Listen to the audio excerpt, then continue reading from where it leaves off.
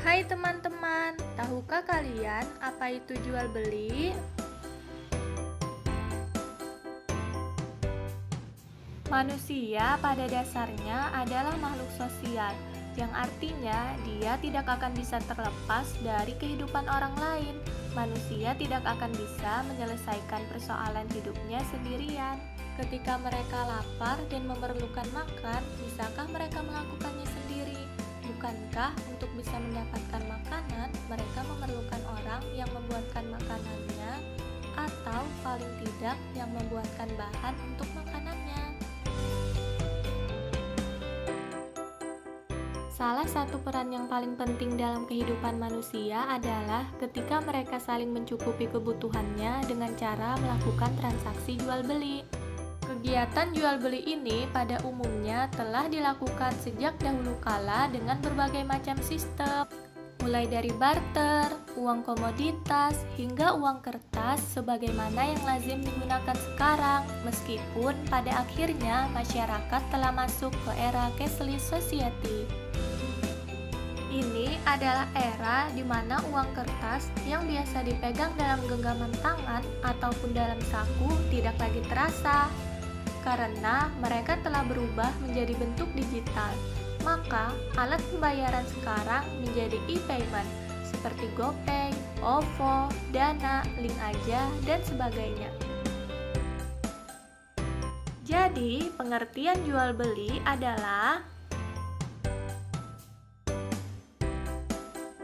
menukar barang dengan barang atau menukar barang dengan uang dengan jalan melepaskan hak kepemilikan dari yang satu kepada yang lain atas dasar saling merelakan.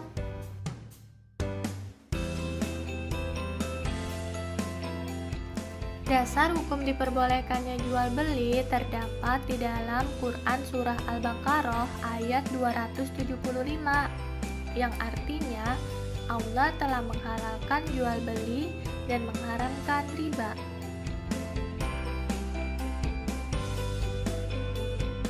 Lalu, bagaimana bisa terjadinya jual beli?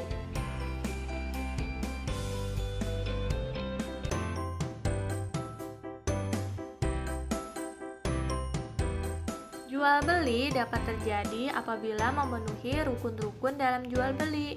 Nah, rukun-rukun dalam jual beli yaitu sebagai berikut.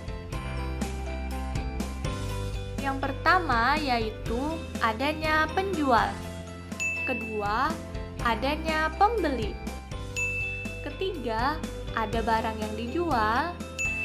Keempat, ada nilai tukar barang. Dan yang kelima, adanya ijab dan qabul.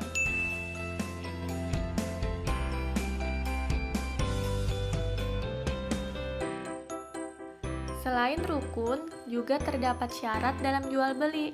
Syarat jual beli dalam Islam mengikut pada rukun yang telah disertakan dalam jual beli. Rukun-rukun yang disebutkan sebelumnya akan sempurna apabila diiringi dengan syarat-syarat berikut. Syarat yang pertama yaitu syarat orang yang sedang berakad, antara lain berakal. Maksudnya, orang gila atau orang yang belum mumayyiz tidak sah. Dan yang mengerjakan akad tersebut harus dengan dua orang yang berbeda. Yang kedua yaitu syarat yang berhubungan dengan ijab dan qabul. Semua ulama sepakat bahwa unsur utama dalam jual beli yaitu kerelaan dari kedua belah pihak. Dan syarat yang ketiga yaitu syarat barang yang diperjualbelikan harus tampak, dapat bermanfaat dan dimanfaatkan, dimiliki sendiri oleh penjual, dan diserahkan ketika akad berlangsung.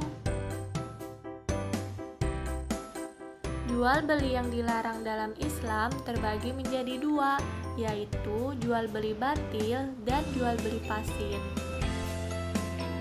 Jual beli batil yaitu segala jenis jual beli yang terdapat kekurangan baik rukun maupun syaratnya, tempatnya, atau jual beli yang tidak disyariatkan baik aslinya atau sifatnya. Contoh Contohnya yaitu jual beli yang dilakukan oleh anak-anak yang belum berakal, orang gila, atau barang yang najis atau haram, seperti jual beli khamar atau minuman yang memabukkan. Sedangkan jual beli fasid yaitu jual beli yang sesuai dengan syarat dan rukunnya, tetapi tidak sesuai dengan ketentuan syarak pada sifatnya. Oke teman-teman, setelah ini kita akan membahas pertanyaan beserta jawaban seputar jual beli. Pertanyaan pertama, apa hukum jual beli dengan menambah harga keuntungan atau balik modal suatu benda? Misal harga awal 5.000 menjadi 5.500 atau 6.000. Apakah diperbolehkan dalam Islam?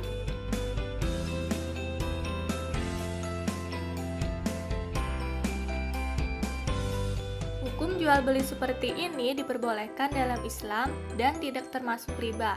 Para ulama juga memperbolehkan memberikan tambahan harga untuk suatu barang dagangan selama hal itu tidak melanggar syariat Islam. Rasulullah juga telah mencontohkan kepada umatnya untuk mengambil keuntungan dalam jual beli sesuai dengan sabda beliau yang artinya, Nabi Muhammad SAW berniaga dari kafilah yang datang, lalu beliau memperoleh keuntungan beberapa ukiyah. Kemudian beliau membagi-bagikannya kepada janda-janda Abdul Muthalib.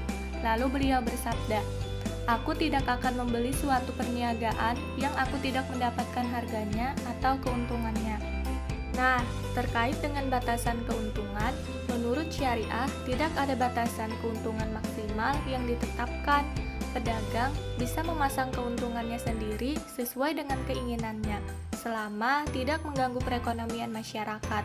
Tetapi, menurut sebagian ulama, menetapkan batasan dalam mengambil keuntungan adalah sepertiga dari modal. Pertanyaan yang kedua, apakah hukum jual beli online diperbolehkan dalam Islam?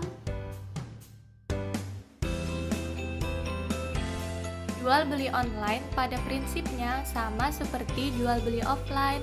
Namun, yang membedakan adalah proses transaksi atau akad dan media utama dalam proses tersebut.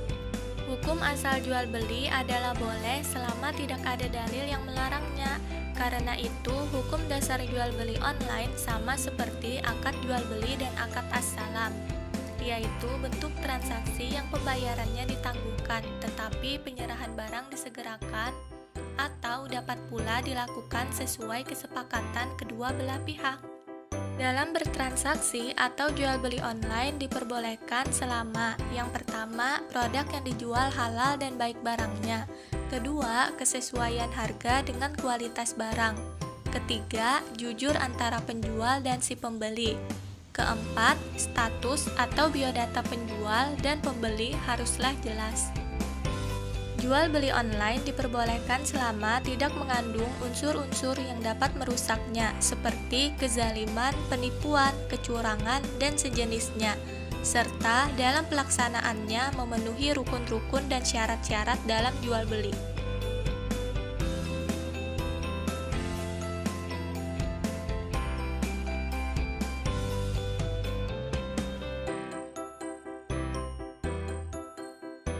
Pengertian jual beli adalah menukar barang dengan barang atau menukar barang dengan uang dengan jalan melepaskan hak kepemilikan dari yang satu kepada yang lain atas dasar saling merelakan.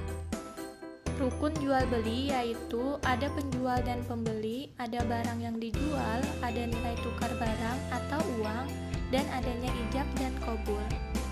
Jual beli yang dilarang dalam Islam terbagi dua, yaitu jual beli batil